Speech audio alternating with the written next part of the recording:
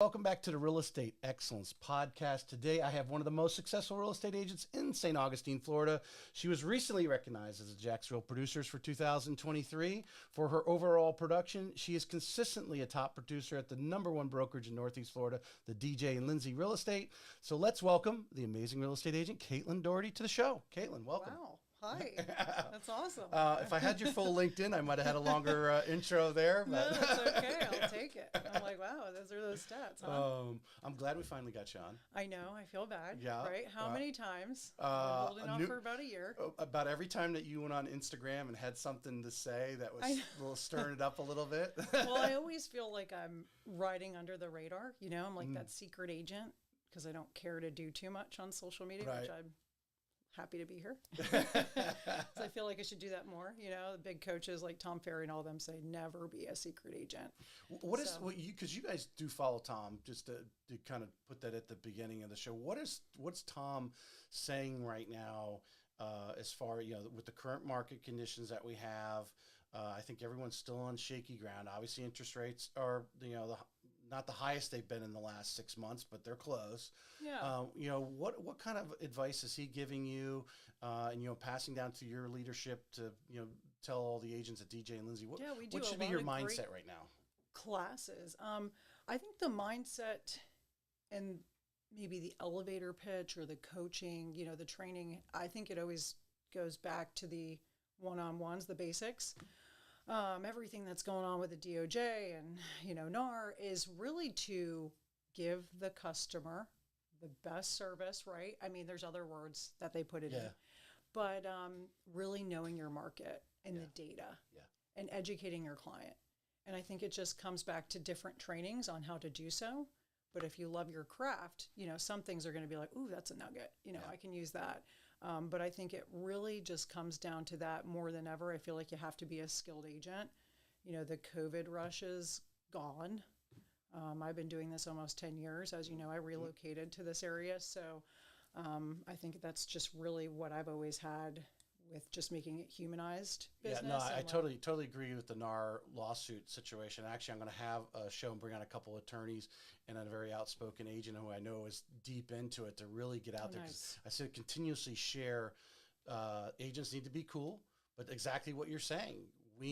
Even loan officers, we need to be better at explaining what's below the surface that we do and the value that we bring. I just feel like weren't you already supposed to be doing that? Exactly. Like you're supposed to have buyer disclosures, disclosing what you're making. You're supposed to disclose. I think if you don't, you're assumed to be a transactional broker, which you should always. I just feel like that's the best thing for your client is to, just to do good by everyone. Well, that the whole 2020-21, the speed of business. Right. It was going so fast. I think, it was like, who can get the sign in the yard fastest? They really, some of them were, I'm sure, we know are still doing it, whether they were discounting their commission just to get the deal, get the sign in the dirt. Yeah, and maybe not get the disclosing that they're on both sides of it or whatever it may have been. Yeah. And they didn't spend that few minutes in explaining all the different things. Are we going to take professional photos? Are we going to do video? All those things that... Coming soon, but you went under contract before it was supposed to, actually on the market. Yeah, you didn't even have to do a video because it was already... Yeah. You already had customers that were already waiting for a house like that. I haven't had any of those problems, but I think it just, educating your client, disclosing all known facts, really just being great communication's key. So if you're not doing that. So let's get to know you a little bit.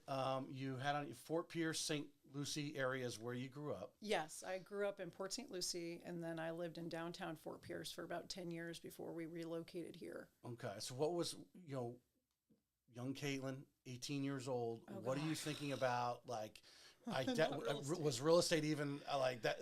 Because I asked that question because I think it's funny because although we have some really successful sub 30-year-old agents, and some I've had agents that actually got licensed while they were in college or whatever. Yeah.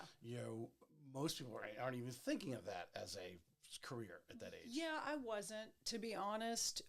My background comes from the hospitality business. When I met my husband, we were pretty young and we had bars and restaurants. We had 3 together. I mean, I helped him run them, but essentially he was already doing that for like 15 years. So it was funny because you're dealing with all these different personality types. And somebody said to me, you would be a fantastic real estate agent.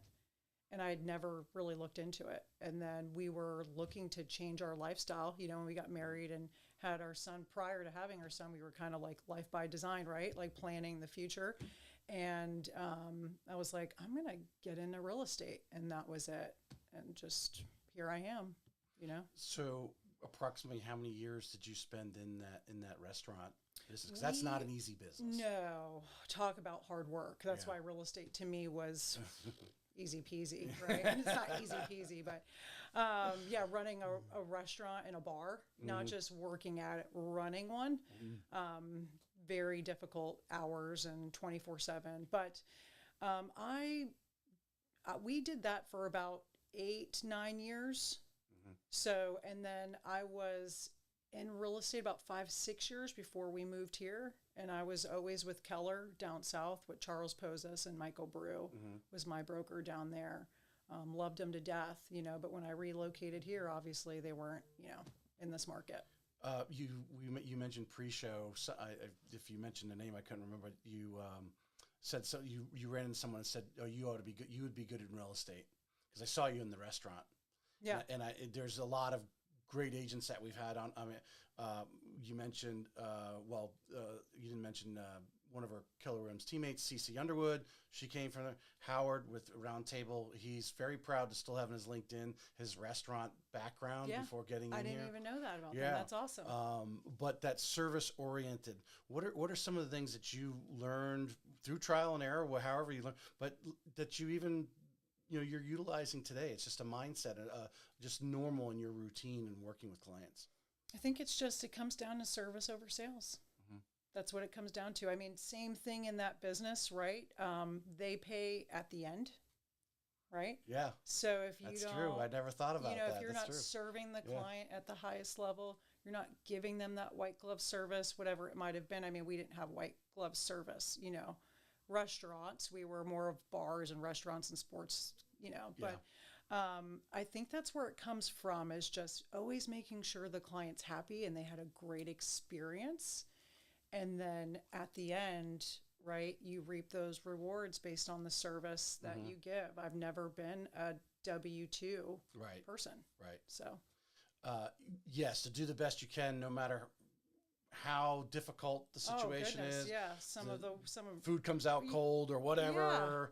Yeah. You always just make it right. You problem solve. Right. You take accountability and you get done whatever you need to. And sometimes the reward isn't instantaneous. I mean, in the restaurant business, you hope that, they go and, they maybe give a little extra on the tip, or, give the going rate for a tip to say it was good versus obviously shorting you on the tip. Yeah. But sometimes in real estate, you're getting that commission, but really, would you say your bonus is like getting that referral or a 5-star review or something that may come later? Yeah. I mean, to me, obviously we need to get paid.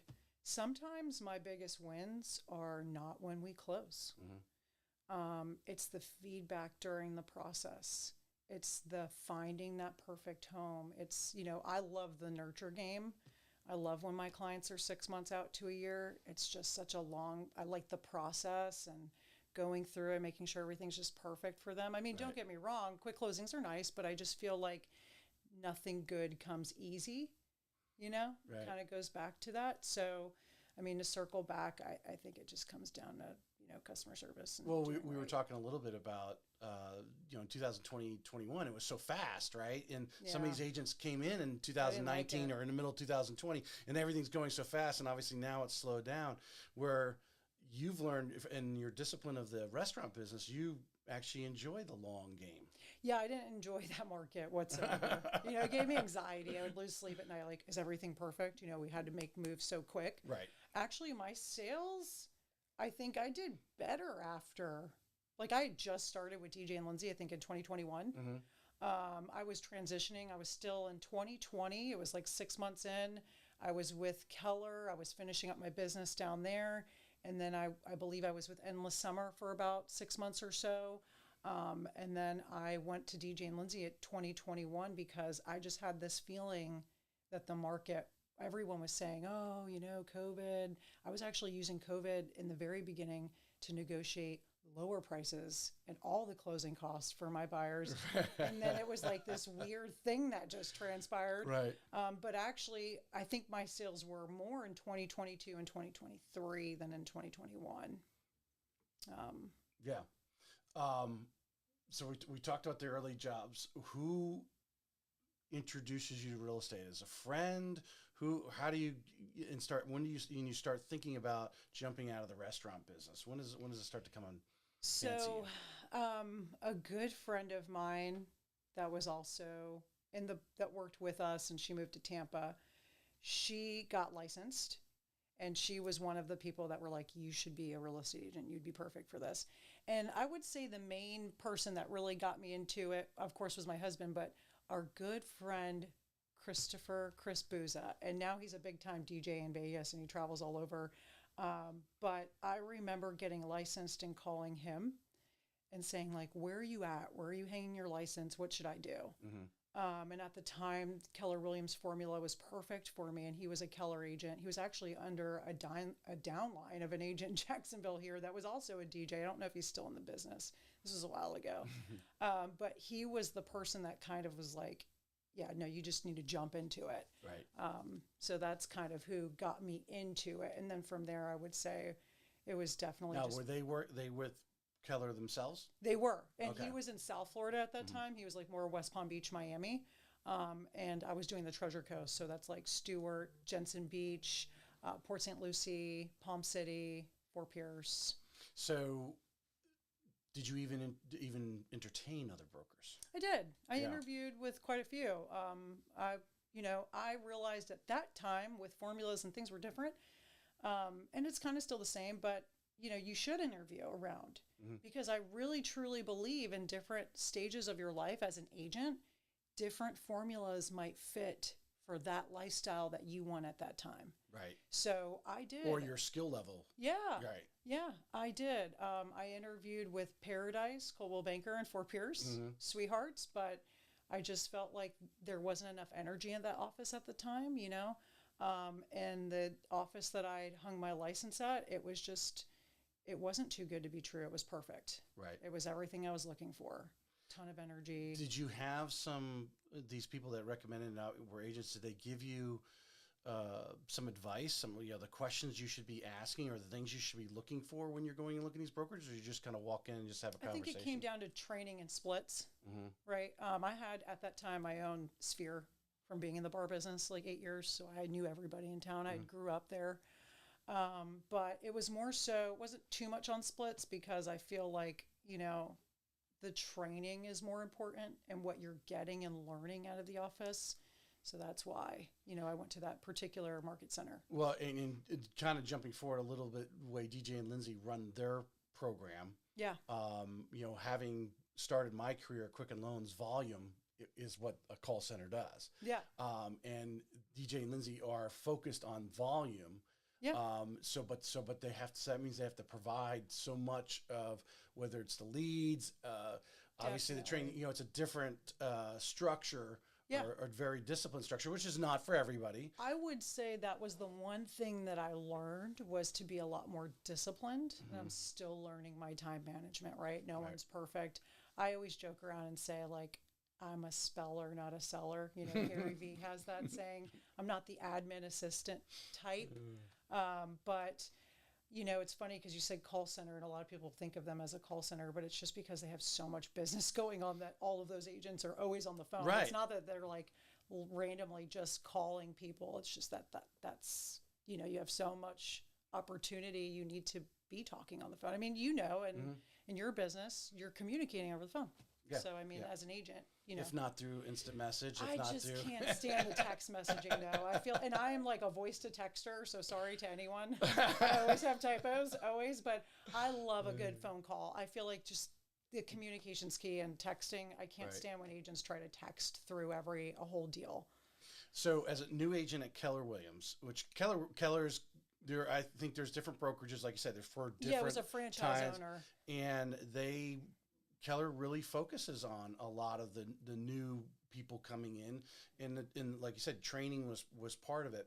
But dig a little deeper into training for me, because if I ask a lot of, hey, why do you like XYZ broker or whatever? Yeah. There's going to be answers of technology Yep. and training. Mm-hmm. But really, what you've learned over the last 9 or 10 years of being in the business, define training for you and what moves the needle. So it wasn't just Keller, right? It was the people that owned it.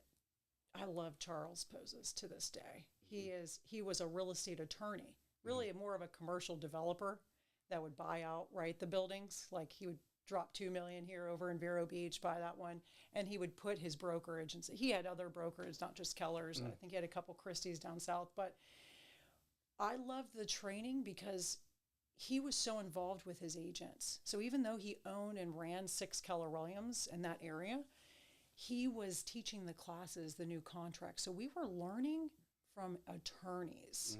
That's how I started my career. Those contracts that we were learning were from attorneys. The title company was right in the office. They were always available. We had a loan officer it was a 14,000 square foot building. Right. And, the agents that were in there were all very successful. We were all helping each other. But it was him, and then Michael Brew, he was a beast, would fight for his agents no matter what, I think it was, yes, at that time it was Keller and they had a great formula for me, but it was them, that the Being franchise owners right, and what they provided within their Keller that made it what it was. It sounds like they were just so engaged. They loved what they were doing, loved providing. And whether they were actually doing their own deals, they were involved in the deals to know what the deals that were going on to stay relevant. Yeah. I mean, we had a compliance department. Yeah. It's funny because, the team that we're on, we have a compliance department. Like every contract is reviewed before it goes out. Right. And, maybe not so much, you were more of on your own with that formula at Keller. But before you got closed, like before you would get paid, or if you wanted a DA, we had Jim, and he's still with them. And from my understanding, and that was compliance, looking over your files, making sure everything was completed, perfect paperwork. Because again, he was an attorney that owned it, and he wanted his agents to be top notch and to avoid any E&O issues. He didn't just tell you, don't worry about it. He actually taught you, but also we're still double checking. Yeah, we probably had let's see. We had probably a 2,000 square foot conference room for our trainings with a huge projection. Right. We'd go over the contract, and then an attorney going over all the changes, and then there was probably 20 or 30 of us that would come to each, training. Right. Well, how important was it? Because I think that brings the relevancy of if someone's listening right now, of what brokerage you should choose. It sounds like where you're at now and where you started, the leadership was very engaged and hands-on in what was going on. Because I think over time people go from one brokerage to another because the value kind of runs out. Yeah, or maybe it's just that they're at a certain point in their career where their formula needs to change. Right. You can't expect the brokerage to change their formula. Every brokerage has a great formula for what they see fit. And I think that sometimes people hop around because they're trying to feel out what formula works for them. Yeah. And maybe they don't know to look into that, what that formula may be. But it was them that made it. I mean, it was don't get me wrong, the formula was fantastic, but I was so spoiled working for them. Right. Like I was so loyal. I mean, I loved that brokerage. I wasn't going anywhere. I was there for 6 years. Right. Started there, never left. I was top ALC member. I ran part of the YPN for Board of Realtors in Port St. Lucie. I just loved working there. It was so good. It was so great. It was them and they were all in, they were, you called Brew, he answered. Anything you needed, he was there. And they weren't competing. Sounds like a place where everyone just loved what they were doing. Yeah. They still do. That's why they were so I still talk to those agents down south. We were like a little family, right. But I just wanted to get out of the Treasure Coast. So that's why I relocated to St. Augustine. But obviously I was looking for that energy. And that's why I went with DJ and Lindsey, because at that time and right now, it's just the energy that I was looking for. Because if you don't have that in the office, real estate's very hard. Mm-hmm. We're rejected 24/7 out there. Other agents aren't always so nice. So I think that having that energy really affects your mindset from day to day and how you do your business. How did DJ and Lindsey, because you came into town, went with another brokerage, were there for a little bit, but then started. I never interviewed with them in the beginning. Right. You felt out what was going on, or I saw what was loved Belinda, going on. and I still talk to Belinda Mm-hmm. because we had family friends. But it was actually another Keller Williams agent that Laura I still talk to this day, Mm-hmm. and she knew them. And I was like, you know what? I'm thinking, I gotta change something up. I need something, I need like that energy. It was just when COVID was happening. And Belinda, she's a powerhouse. She's doing her own thing though. She's focused on her own business. I can't expect her to take away from her business to do that with me. She's if Belinda, right? She's like 20 years deep. She's a goat. Yeah. Yeah. I mean, she's got a lot of family and I still talk to her this day. I mean, most agents, when they interview around, right, they might be sneaky about it. We're still on good terms. I told her, I was like, hey, listen, I'm looking for something. And, we had a deep convo about it. Long story short, she was like, well, go ahead, interview. And you tell me when you're ready to change over your license. It wasn't like this. I've never had like a bad disconnect from anywhere that I ever worked. Right. It was funny because when I left and was moving here, Charles was like, man, I really feel like I missed out. I think he wanted me to be a team leader at one of the offices. Mm-hmm. And he was like, I really wish you wouldn't move. And I was like, well, it's time for a new chapter. But, well, go back to what you said. You have to find that home that you can thrive in. Yeah. And whether it's the synergy of the office or whatever. I knew real estate. I didn't know the area, right? So I needed other agents that were in there that I could learn from. Maybe regardless of how much experience you have, but if you don't know the area and you don't know all the little great things, like, the word that everyone uses for St. Augustine Beach is in the Golden Triangle. Those little things are valuable, to learn, really understand the lay of the land. So that's what I was looking for. It was like agents that were in the office talking. You could pick up on things because I needed to understand the area and have opportunity. I already knew how to delegate and knew my contracts and know real estate. Right. Yeah. What have you learned about I imagine, Fort Pierce and St. Lucie, that area has its uniqueness. Yeah. What have you found out about St. Augustine? Because you said it numerous times. I didn't know the area. Well, you know the area now. Man, I can't tell you what is it that you love to share? Frame construction.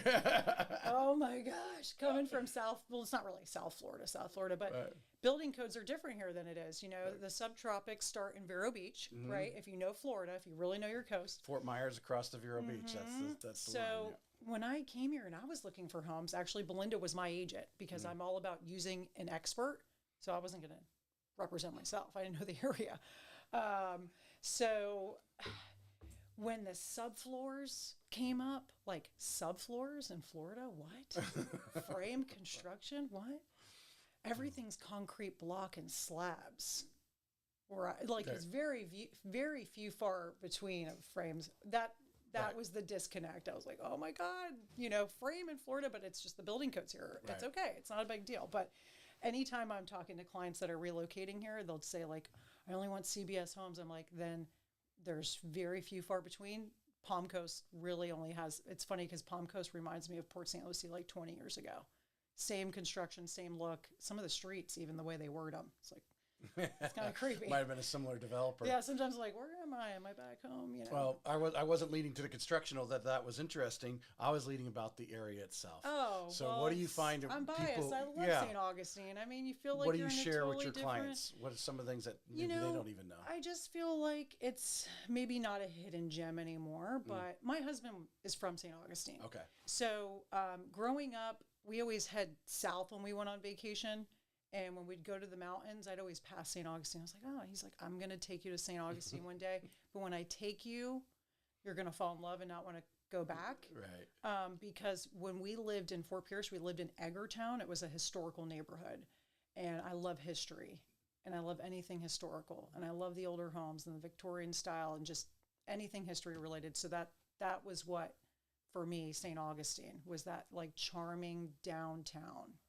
Historic streets and just the culture, the food, So the clients you have coming in, because you two have your past clients, but also you're taking on, online leads and so forth. For sure. For people Everybody from that's everywhere. moving here Right. is they're mostly locals aren't buying and selling right now. It doesn't make sense for them. Right. Sometimes I even talk them out of it. You'd be surprised. Most agents are probably like, yeah, I want a listing. I'm like, well, if you're going to stay local, what's the point? That's not in your best interest. Right. But everyone that is relocating here, especially to afford these price points, they're from other states, and then anybody that's selling typically has to relocate for a reason, What are you finding is kind of, if you were to narrow a couple things down, is like their major wants and why are they coming to St. Augustine? I think it's... Or St. Johns County in general. School district, right? Culture. I find a lot of people that are like, South Florida is way too hot now. Like, I want to golf in December and it not be like 80 degrees, 90 degrees. I find that they don't want to, the one thing that St. Augustine has a bad rap for, and it's only in certain particular areas, is the flooding. That's the one thing that I find. They're like, I don't want to be in a flood zone. I'm like, all right, I gotcha. Right. Not to bore you. I mean, we all know. Well, we could talk about it. We can get to the subject of insurance. Get to the juicy stuff. We'll narrow down to that in a moment. But so I'm sure you get asked all the time. I see your social media and some of your friends. What advice would you give if we have a new agent, maybe he's in training right now for their license or whatever? What are a couple of things that you would give them advice on with the current market and coming into this business when a lot of people are getting out, both loan officers and real estate agents? Yeah, I've been hearing that a lot of people getting out. I just don't. I told you I always laser focus. I have my head down. I'm really not paying attention to everybody. Right. But I guess the stats with the 8% interest rates last quarter was really tough. So, you really don't make your own schedule. You do, but you don't, right? So my main advice would be that it is not selling sunset. And it's extremely tough. You have to have that mental stamina. I would say just prepare to work your butt off for the first 6 months and don't expect anything out of it. Right. You have to put the time in, just like with surveying or the real estate, the transaction, in the loaning business, you get paid at the end. So it's kind of like in real estate, you're just figuring everything out. You have to assume that you have to put up the upfront work before you see rewards. So I would say have some savings, right? Don't stress yourself out. Don't get down. We all have our Sunday scaries or our little, temporary cries in the shower. Let's be human, right? We all have them. But know that it's worth it if you love serving your client at a high level. But if you don't love this business, then you won't make it. And I think that's the turnover rate. I think it comes down to they want instant gratification. We live in like an instant gratification world. And that's what I see some of the younger agents getting into it, because it's like Uber Eats, anything you want, instant. And it's like it's a complete 180 of that. What would you go deep and I'm listesening to you and you just, sorry if I go a little too deep because I'm going deeper with my question. My next question, when it comes to the search, because where you're at is not for everyone. I think Keller Williams could be for most people. Yeah. So when they're asking you in detail, because DJ, you go to work. I've had Brittany on. She told me how what expectations what expectations that she has as the broker, to explaining things. I know things have changed since I had her on a little bit. I think that there's a big disconnect. I feel like if you're a top agent, you can't tell me that you're not working those same hours regardless of what brokerage you're at. No, I think it's actually from my side, I think it's actually the structure. Yeah. The people, they want to get in the business, like you say, that it's not selling sunset. Yeah, they want to, I'll go to work when hey, 9, 10 o'clock. Okay, I guess I got to go, make some phone calls. Even or something. Keller says you got to prospect from 9 to 11. Yeah. Right. You got to have some type of schedule because I'm guilty of this. If you don't time block, real estate is wild. Random things come up. So if you don't have some type of structure, then it's just so discombobulated. You're all over the place, and it makes it more stressful. And you don't have that time with family or that time to decompress at night.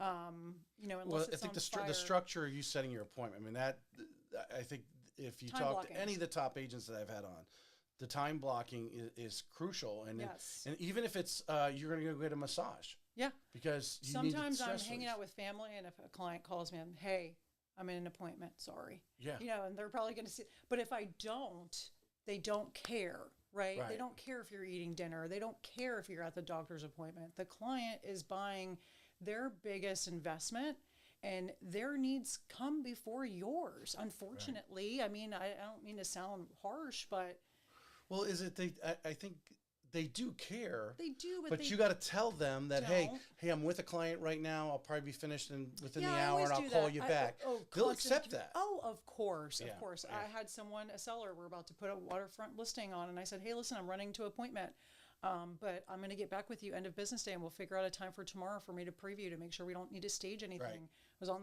another call with Grant and Sonia, referral from an agent in Orlando. You know, hey guys, I'm running into a 1 o'clock, but I'll recap with you after, you know, I get out of this appointment. I don't tell them necessarily what the appointment is for, but it is an appointment. So, Right. you know, they understand. And I think they respect you more if you're like, hey, listen, I'm running into appointments, or I have this, but you're a high priority to me. So as soon as I'm done with this, then I will get back to you at my earliest convenience. I mean, as long as you do what you say you're going to do. But anybody that's producing a lot, you're not just randomly always available 24/7 either. Exactly. You know, I've said this on the show before. That's one thing at Quicken Loans is when a customer calls, let it go to voicemail, and then, you know, because we're sitting in cubes. Yeah.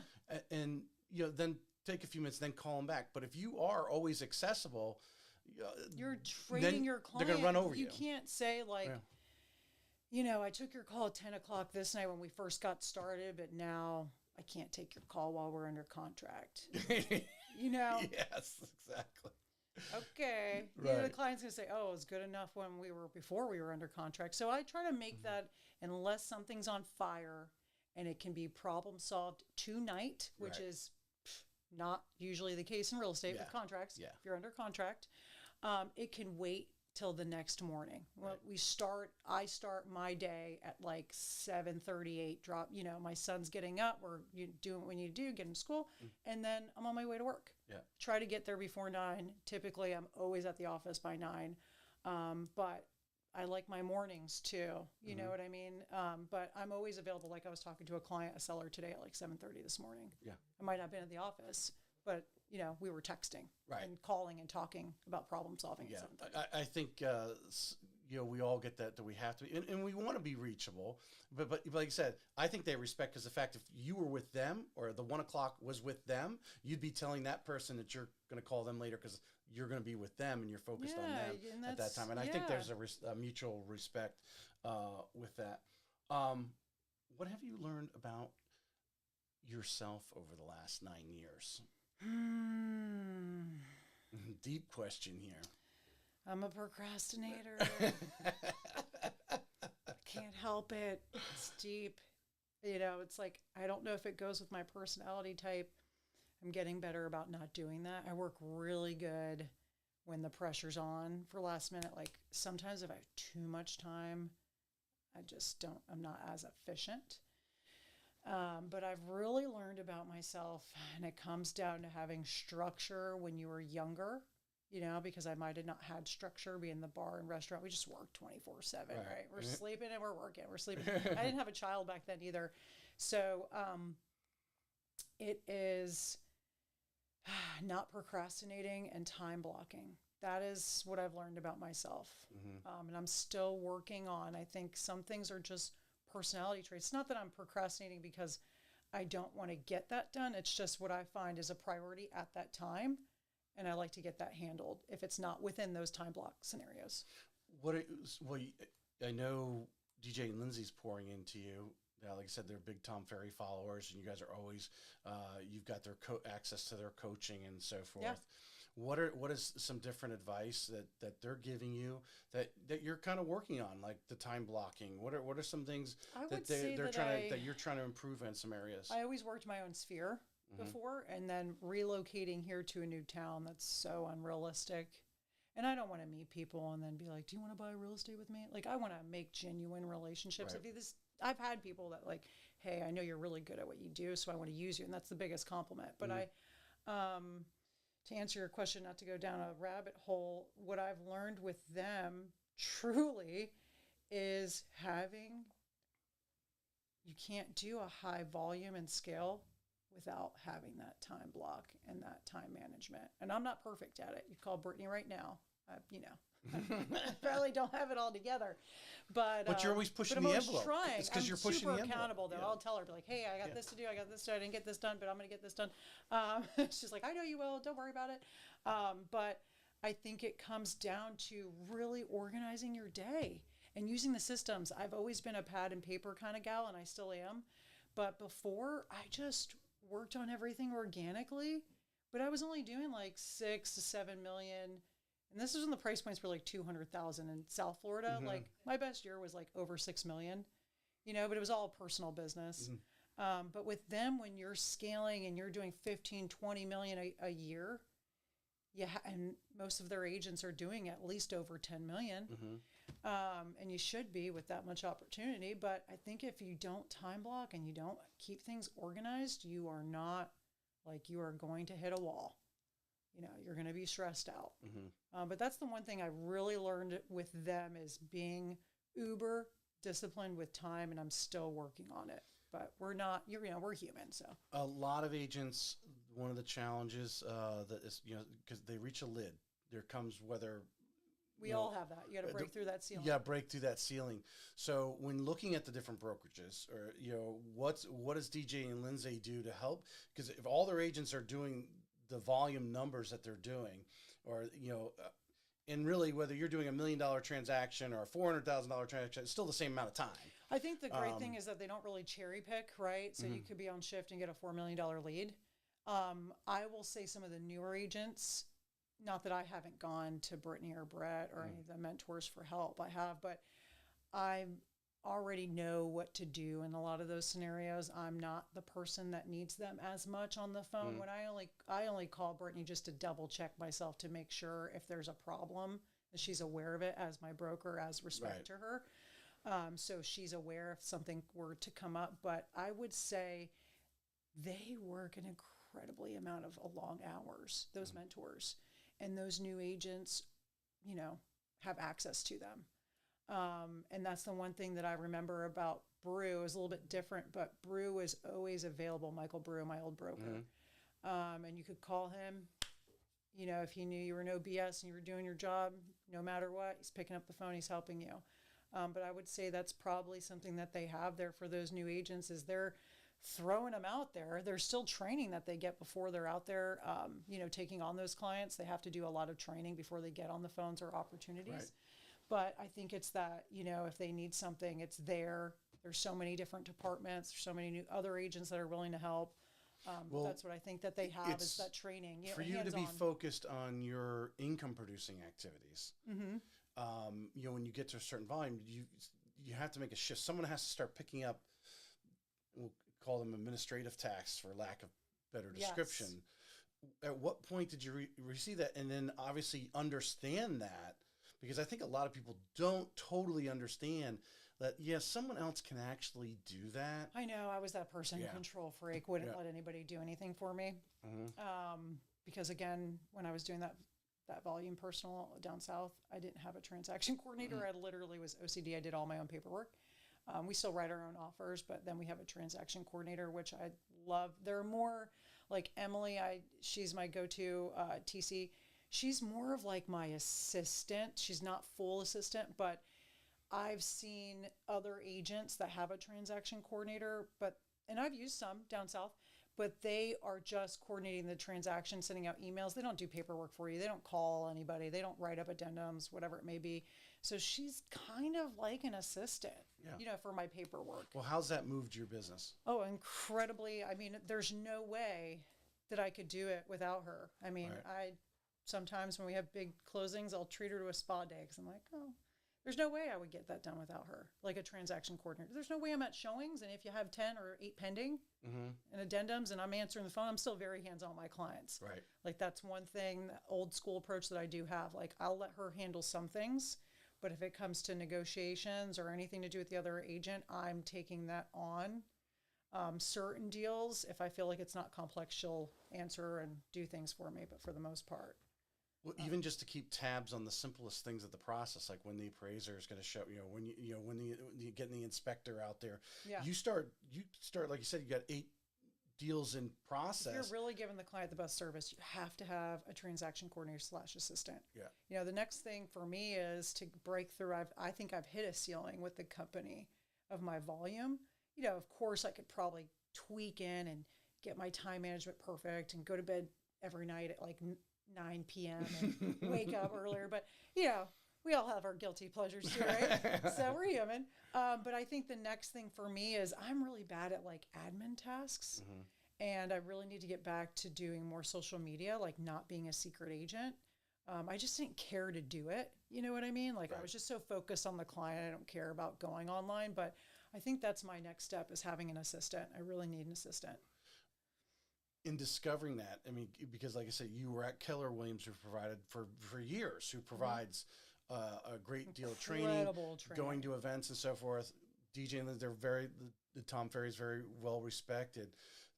To find and come to realization that is your, I don't want to say Achilles heel or weakness or whatever it is, you don't like to do it. There's other things you like to do better. And you can 10x that. Yeah, I just feel like, like if you're going to advertise or paperwork or, admin stuff, that's not my thing. And there's some people that strive in that for their personality type. Yep. Strive in it. I'm left-handed though. I'm creative. I'm a talker. We joke around. I tell Emily this. She says, I don't want to be out there in the field. So she likes that. She likes the transaction. She likes the paperwork. So that's my thing. I'm a 180. I'm great at paperwork, but not if you're doing 8 to 10 deals and you have 5 listings, or 10 listings. Right. You can't have like 20 deals going on. And to brag a little bit on DJ and Lindsey and Brittany and Brett, obviously are in the office as the broker, and I don't know what's Brett's title. I think he's they're mentors. He's on there. So I call them the everything. I don't know if they have a title. They're just literally everything. They're doing all the things. Well, to be engaged like they are in everything, because they're trying to obviously bring everyone to their highest level. Yeah. They're constantly evaluating, and your weakness or what you like to do is different than another person. Like I said, you like to talk. You may love to sit there and build relationships on the phone or meet people for happy hour or cup of coffee in the morning or whatever. And build happy hour type. Right. But there's things that you like to do in the thing. How are they, I guess they're juggling a bunch of plates. Oh man, they're all the time, because there's different personality. Every plate's spinning at a different level. They do it. How if someone's looking at DJ and Lindsey, as I said, this is an opportunity to brag on them a little bit. Yeah. It's the organization. The work that Brett and Brittany put in to try to maximize everybody's spin. They do it because they love it. There's no other reason for it. Mm-hmm. Nobody puts that much in because they're not uber competitive and just so passionate. I mean, I say sometimes people will laugh at this, but owning a brokerage and running one is like corralling, stray cats. Yeah. What are they doing out there on the streets? I can't give them enough credit. I wouldn't be able to do what they do. Right. They give it their all. That's their baby. Brett, geez, he's got a family. He's got kids. I mean, he's a superstar. I think that the passion I have for my clients is probably how they do it, is the passion that they have to win and do that for their agents. Mm-hmm. That's the only way I can really think of it. You have to have like an earning, you have to have a passion for that. Yeah. What do you think is because it, again, going back to my talk with Brittany, so I'm evolving this question from what she told me, the structure and so forth. If there was one thing that they do that really just has really made your last 2 or 3 years you've been there, what is it do you think is that they're doing is really the thing that really moved your business? Because you brought talent in, you had experience, you know, so there's some level of training, the contract, like you said, you knew there's all always that. more to learn as things But evolve. your business has grown. Yeah, for sure. Exponentially. I think I did 2 million my first year when I first came to St. Augustine, personal business. And then when I started with them, I did 15 million, I think, my first So when year. you were having that conversation with another real estate agent, hey, what are you guys doing over at Follow DJ up. and Lindsey? That's the golden key.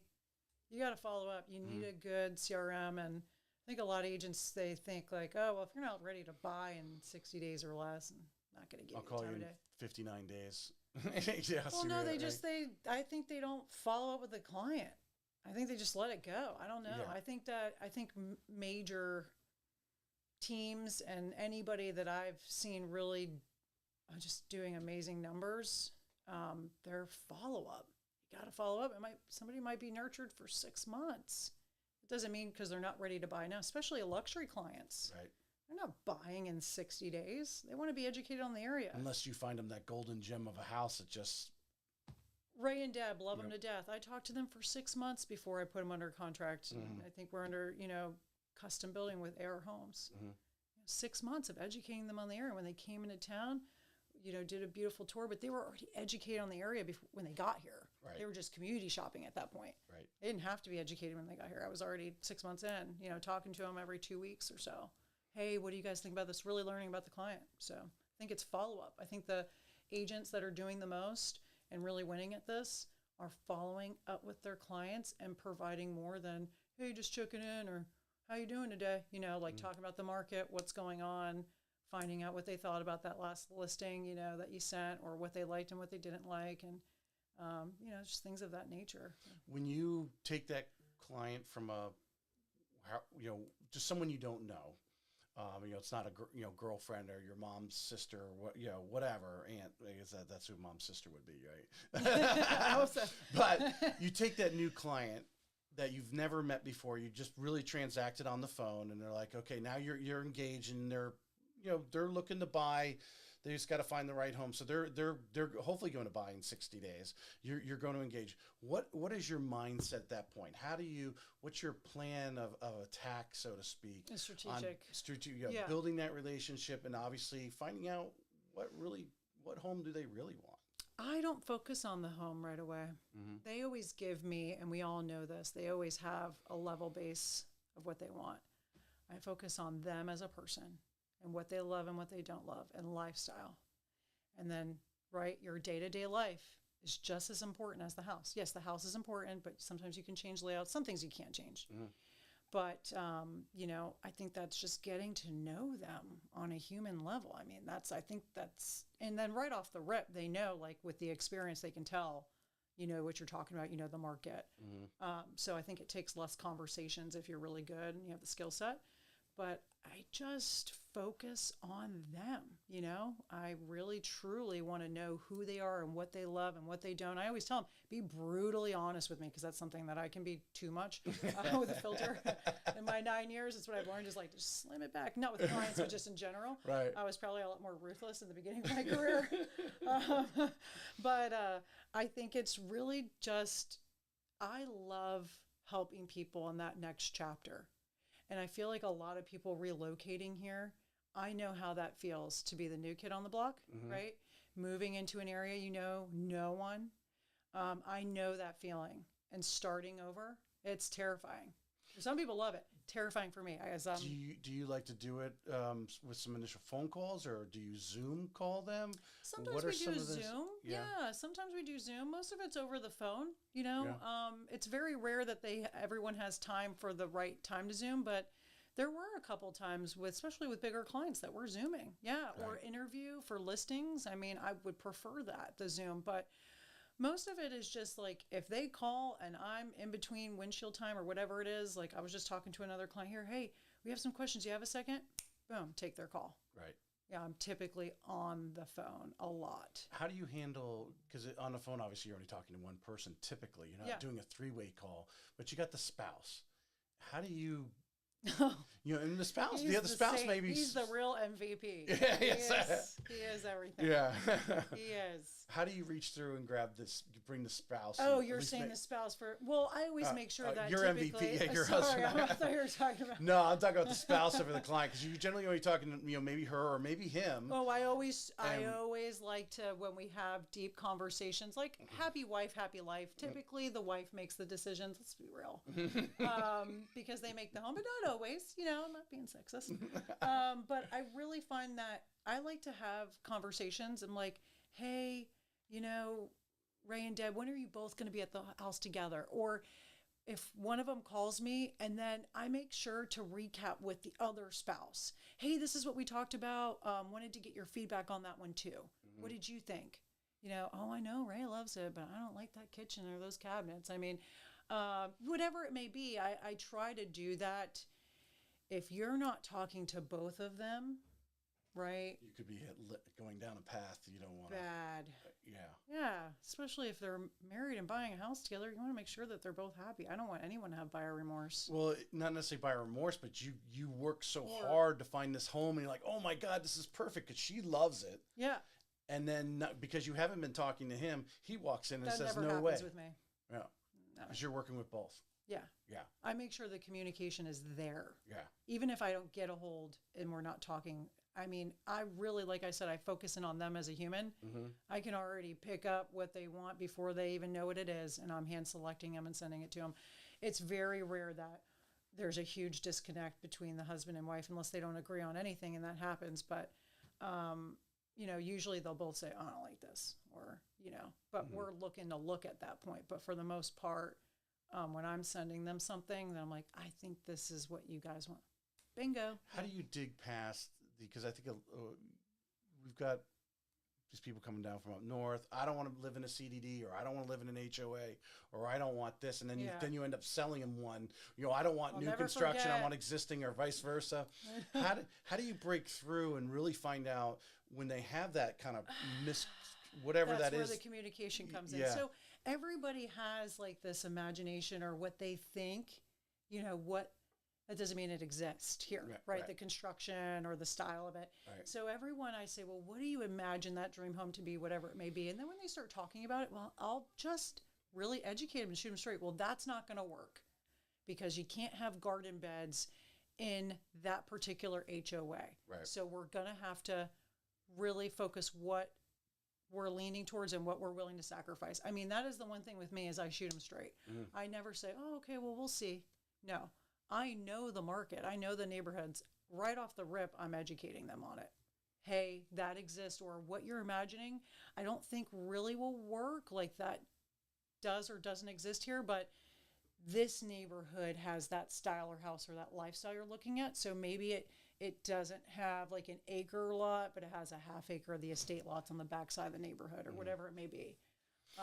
Well, in the I hope that answered in the transition to that, again, go back into that new agent, or maybe an agent who's stalled. You know, you just brought up knowing the communities. I think And that's when what people Tom are Ferry talks talking about. to your yeah, data, know your market. Look at the hot sheet every morning. You know, and I'm guilty, and I don't check the market every morning, and I should, and I'm trying to make a habit of it. But I'm looking every day. You know, so when someone calls or I'm talking to someone, I already know that property. right. Or You're the expert. They're, especially with everything that's going on, if buyers agents are going to have to start paying, like, you need to be better than just opening a door and writing up a deal. Right. You have to educate them. How much do you think approximately was your new construction to existing last year? Because obviously with a shortage of inventory. I would say anybody below 500,000 was typically going with new construction. Yeah. You know, my average price point last year, I'd have to look back. I really don't until it's the end of the year. Well, I don't. your pay client attention. wise, were you 50-50 or 30-70? I mean, what do you? I would say when it came to my first time home buyers, I was putting them on new construction because at least I knew they had instant equity when they were moving in. I knew it wasn't going to be their forever home. And the one thing about St. Augustine is a lot of older homes and people don't keep up. I mean, they do, but for that price point, I felt like new construction would be better for them. And then Gets they them off can- on a good start. Yeah, like instead of No getting major into projects. something it's a 50-year-old house or 20-year-old house and Right. already needs roofs and all kinds of, structural maybe things. So after the contract, Mhm. you're engaged. What, obviously we talked about and brought up insurance a little while ago, and Yeah. and I've been talking to insurance agents. It's like now it's almost like when you order the inspection, you need to be calling an insurance agent to find out what, Yeah. because the insurance costs have gone up so much. I think and, you should really already know that when you're taking a buyer to the house, Right. and you're not going to pull permits on every house, right? Right. But, for instance, I just feel like, if you're in a flood zone, if that's going to require flood insurance, if you're taking them to a house in the shores of the South, and if it's not a brand new roof, like it's an older home, it might have a higher insurance versus the newer home. I'm not saying that the newer home maybe is built better than the older home. It's just if it doesn't have those things, those upgrades, you have to presume you already have an idea of their holding costs. And I think that comes back to educating the client. Like when they walk through, I'll say, hey, that's going to be a problem on your inspection. This is going to need this. Because I used to do flips with investors when I was in Port St. Lucie Right. a lot. A good majority of my business was I worked on an investor's portfolio. And my father was a contractor. My father-in-law's a contractor. I grew up in construction. My poor mother, her house is still not finished. So I have that background. So I'm able to point that out and pick it apart. So while we're looking, I'm also educating on and saying, hey, listen, we're coming in at this price because of that. So during the inspection, we're not nitpicking unless it's something structural or would be an issue for insurance that I can't see. There was actually a discussion I was having with an agent before you came in. The water heaters, it's an older home, water heaters in the attic.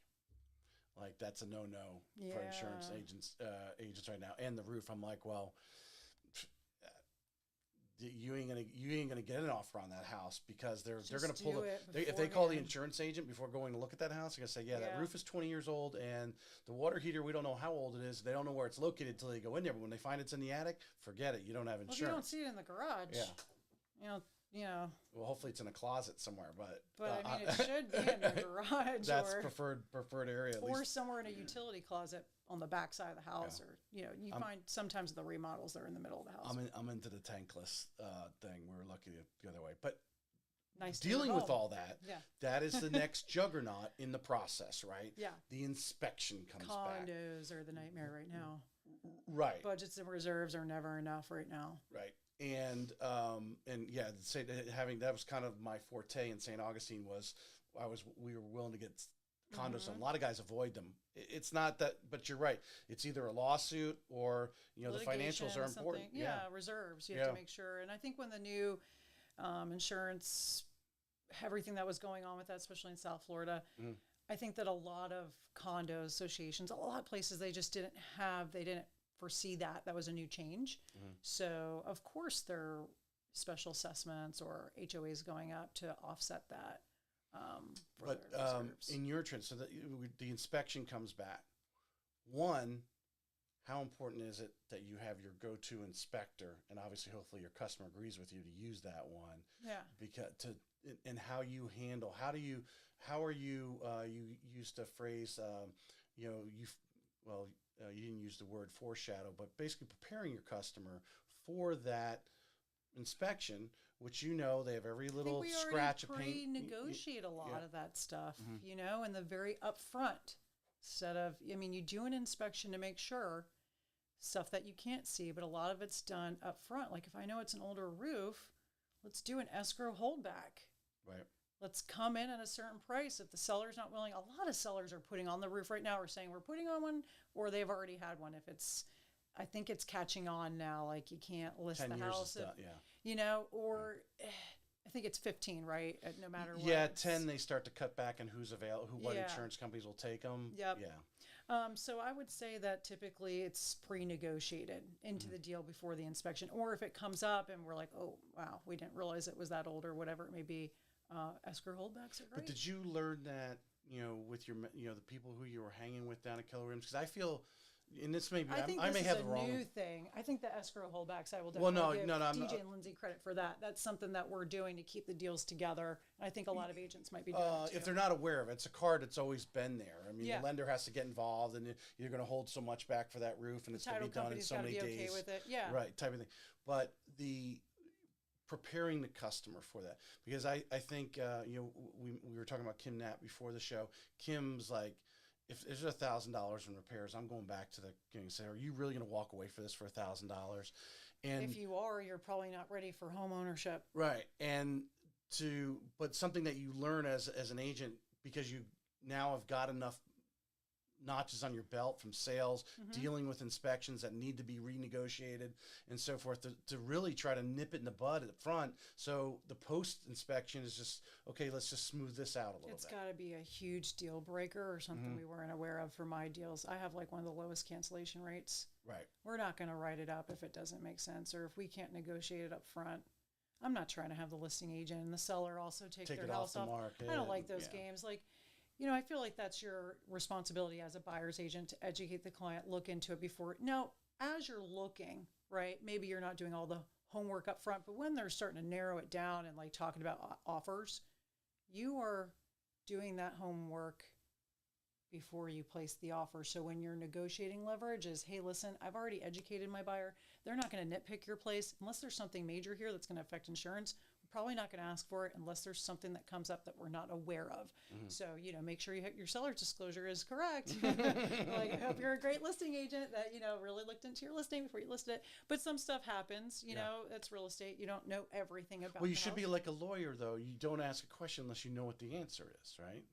You don't. Is that kind of, when you go in there, you should be, we know this is going to come back on the inspection. Oh, yeah. Right? You know, kind of thing. Yeah. I think if they're not comfortable with that, like I said, then they shouldn't be putting in the offer. I don't want them spending $500-600 on an inspection either. Right. You know, if we don't, they'd have to foresee some of those things. I think a good buyer's agent is pointing that out. All right, so we talked about the buyer side. Let's flip over to the listing side. Yay. Listers last, right? That's a listing is existing, they say. So listings are growing right now. Inventory numbers are growing a little bit because the high interest rates is slowing down the buyers a little bit. I have saw that. I need to check the new stats, but did you see that? The like inventory was up for NEFAR, like almost 5 don't 6 focus months? on the exact numbers. Just say, it's edging up. Yeah, it's definitely, there's a lot of inventory. And talking to different agents. In fact, I was talking, Julia Olmstead down in St. Augustine, and she's getting calls from people who just say they can't afford the house anymore, and their insurance has gone up or whatever, type of thing. And it's crazy how many people are like, I'm going to sell my house because I don't want to put on a new roof. It's like, you got to put it on the new roof anyways. Yeah. So, and then we were talking briefly about new construction and all their incentives, which for some reason, I'm on social media because I put out so much social media because of the show, so I'm on it all the time. I haven't seen the builders really advertising the incentives. Now, I imagine they're still there, like they were, say, 6 months ago. I don't know if they just have, hey, we need to slow it down a little bit, because I don't think they're giving away a lot of their margin, obviously, with these incentives. Like they're still giving a good amount of incentives. I just don't think I felt they weren't advertising as much on social media as they were before. And here's the thing with me is I'm not really. You're not studying the social. But from a listing side, those are competition, because the builder, for sure, they're buying the rate down. I had some listing in Daugherty. Woo. Yeah. During that 8% market, that last quarter was brutal for anybody that was doing business. So how are you educating your listener when you go in there and you're talking about, okay, we want to list it for X amount of dollars? Hard conversation. Are you suggesting that you advertise up front a 2-1 buy down to be competitive, that kind of thing? Yeah, definitely. I mean, sometimes you're not putting in the public remarks, but I always call prior to each showing. Again, control issues. I like to make sure that the buyer, maybe they're new, I want to help them, buyer's agent, that they know about the property and the seller, and kind of find out a little bit about their buyer. I try to, talk to them before each showing and show them, hey, I'm really friendly and I'm a team player, so let's try to get a deal done. If you have any questions, I'm here. With that, I always do the research on the new construction in that neighborhood before I take the listing. Some sellers are unrealistic, and I've gotten to that point where I'm not going to take the listing if they are not in the realm of reality of what's going on. You can't buy a house just last year and list it in a neighborhood that's offering the same house, newer. And then a crazy amount of incentives, especially in Daugherty right now. Ooh, those builders are ruthless. They're doing all the things. Not in a bad way. I'm just saying. You said something here, and other agents may do it, but I've never heard them say it as you just said it. the buyer, I imagine there's all these online things that you guys have that, hey, they want to come over house at 2:00, and see it. Okay.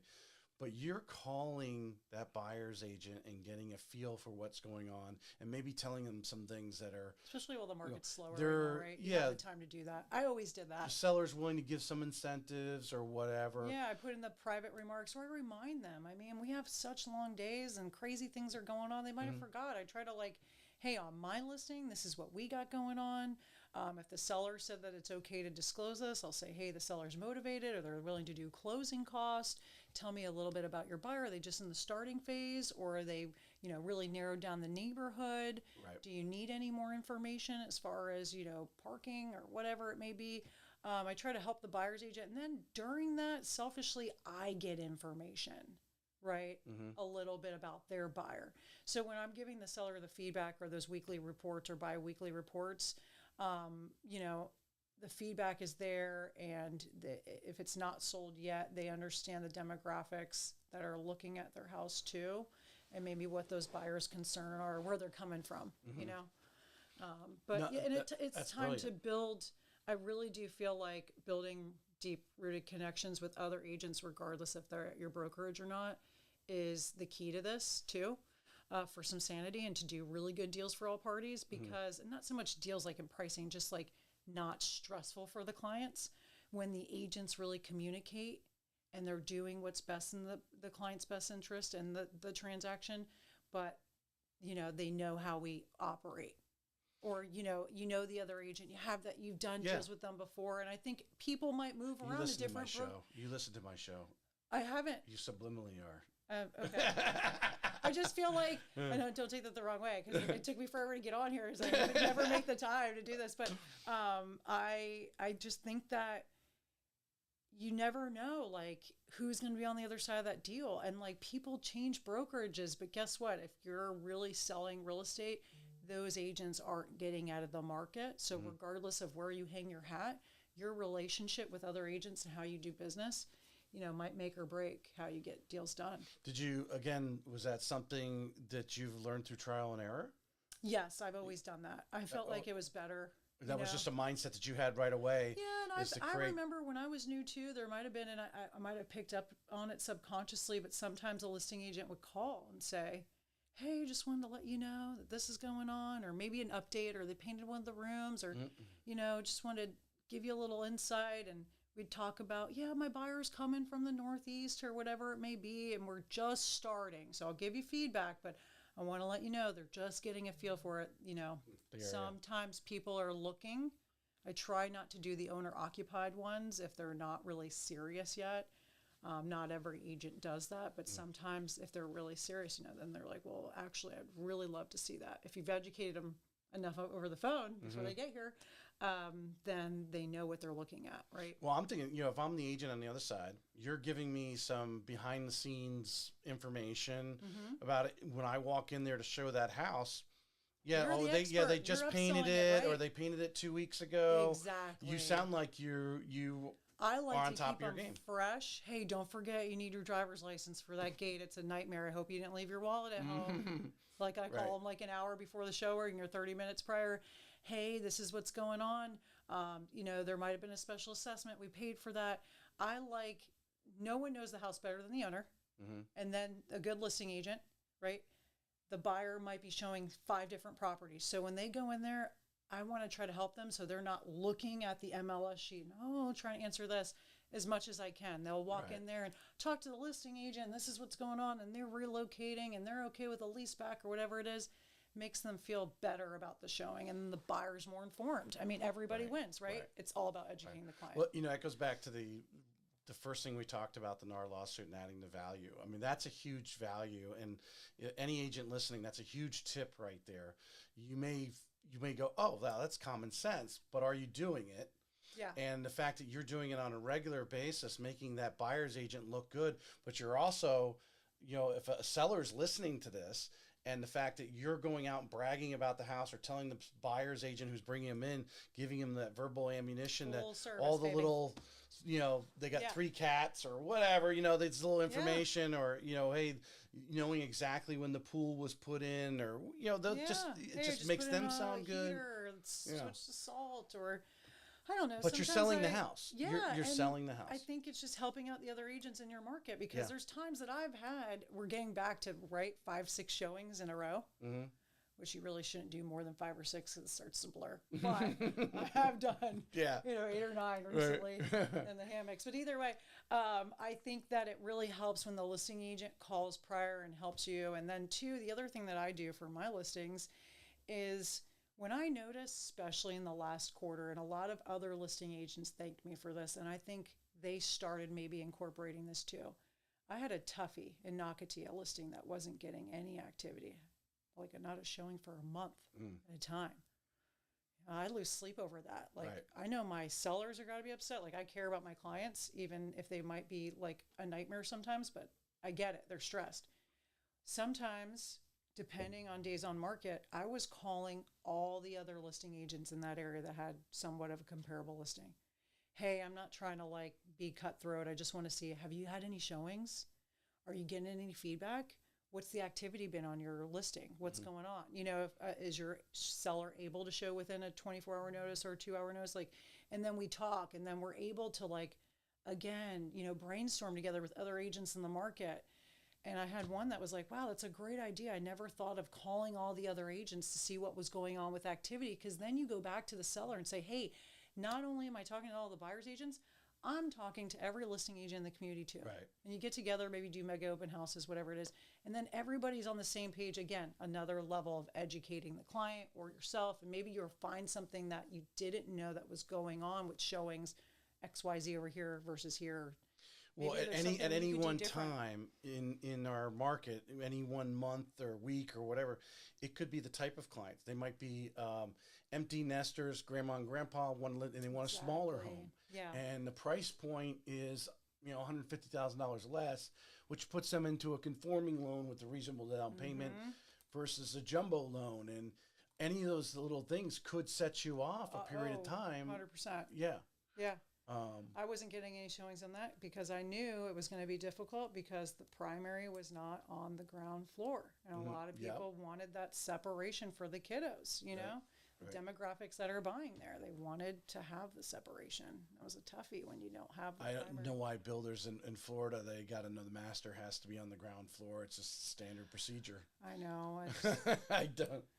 Bring back good layouts again. Yeah, right? but they don't think about the future sale. They're just looking at today's sale. I know. Yeah. I wish they would really start. And then your new buyer doesn't necessarily know that either. A good agent's gonna okay, what's are you only gonna be here for a few years because you're in the military and you might get transferred? Yeah. In 3 or 4 years. Okay, we're gonna try to resell this in 3 or 4 years, but your master's on the second floor. Yeah. This may not be the right one. Yeah. Yeah. Why go look at it if you know you're not going to, unless everything else is perfect, Right. Really getting to know your client again. 100%. You know your buyers, then you know the market, and as a listing agent, you know your demographics.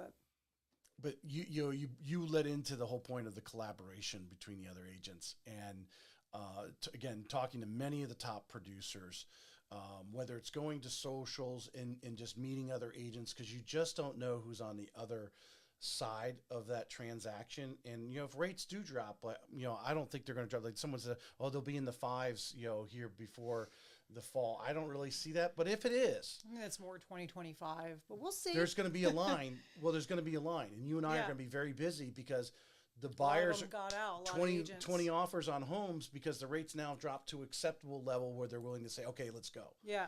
But you're going to have those multiple offers, and now you're going through these offers like, okay, which ones do I share with the seller that I think are the best? You're looking at 20 of them. The decision maker is that agent on the other end. Offers that way. Yeah. Because I told him, listen, I would put it in my email if they didn't have time to talk, because God bless the listing agents during that time.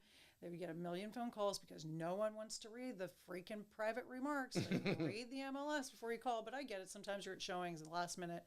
And I would dive into that. Like, I've educated this client. We're not going to be asking for XYZ. Right. We're going to put initial deposit down. And then they just know how I do business. So I think, that always helped me get some deals. Well, how many times have you been on the listing side and you get offers and no phone call from the buyer's agent? Yeah, you're not going to call the agent before, if you're doing hey, did you get my offer? I want to make sure you received it, right? That goes back to the initial showing. Yeah. But I always call the agent prior. Hey, before I put in the offer, we're looking to put in an offer. What's really important to your seller? Mm-hmm. Is it terms? Is it price? Do they need a lease back? Again, Right. communicate. Right. And I think that's how those deals get done. But it's refreshing that you actually brought this up as your thing. I kind of bring it out in a lot because I ask them, because of that whole scenario when you got 20 offers and you're narrowing it down. You're looking down and who's the agent behind the offer. Oh my and going, goodness, well, I know so and so, and I know the way they do business. Yeah, they're on top of their game. If they say that buyer, they've already checked financing or whatever it is. It's very rare mine cancel. I'm not saying that I haven't had some dumpster fires, right? We're not perfect, right. But it's very rare. I don't want to put it together and have the buyer pay money for inspection and have a seller take their house off the market. I think about everybody. I'm super considerate. I think that might be also one of my downfalls, because I'm like uber considerate of everyone. We covered a lot of things. We've been going about an hour and 15 minutes here. Oh my goodness! Yeah, wow, it's gone by fast. But what I liked the most about our conversation, and if you want to add anything on there we haven't talked about, is we let off with you brought up the NAR lawsuit and we have to show our value. You really have expressed your value. If anyone listening to this, and I'm going to send you the raw footage so you can cut reels out of it too. Awesome. Could really, if they're listening to it, really, you've expressed your value and the extra steps that you do as an agent, and I think that's just going to be your continued success. Thank you. Yeah. I mean, I hope that there's more that I can learn and figure out what else I can add to that for the value proposition. I think it's because you have that attitude of what can I do next? What can I do next? What can I do next? Well, no one's the best ever, right? If you're evolving, this is truly your career, and you're going to do this for 20 years. Hopefully, I'll be retired by 20 or 30 years in. I don't know. We'll see, but I only take family clients. God you got to reach that agents. level, right? Yeah, I love them, and I respect that 110%. Yeah.